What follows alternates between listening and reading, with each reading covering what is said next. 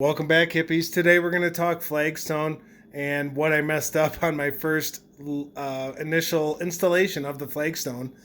With that, there's a lot of things that I did wrong. I needed an angle grinder so I could cut the pieces where I needed to make them fit or to give me a better flow of the flagstone instead of the hit it with a hammer, hope it breaks in the piece you want method I was using before.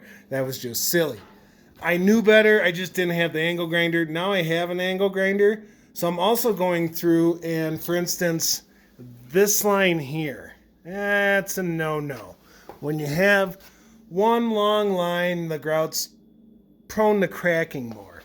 So I etched that out with the angle grinder. I'm going to put a piece in there.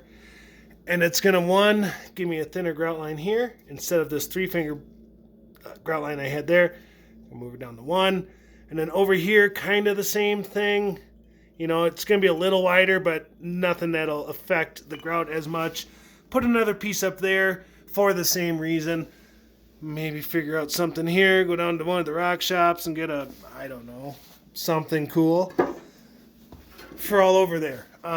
So that's what we're addressing today. Kind of taking a look at the grout lines because it gets out of control in some of these spots here. Come with pig food. You know, it's just silly the way I did it. So, What Not to Do by Earthship on the flagstone. Here you can tell it's getting a lot tighter.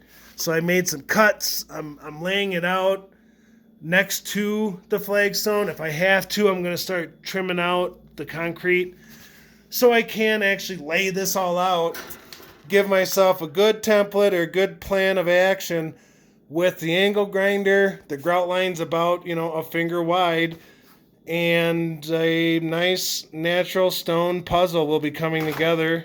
Again, tied into the rebar, or this remesh, 4" by 4", or actually 6" mesh there. Really anything will work as long as you do something. The concrete fibers, the fiberglass fibers that you can throw into the concrete works real well too. Double up if you want to. Underneath here, I did go for the bottles.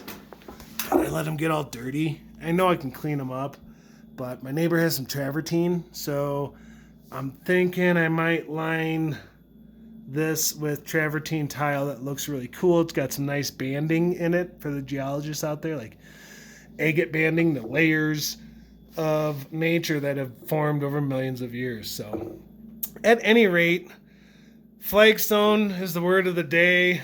Listen to your friends that have done it before.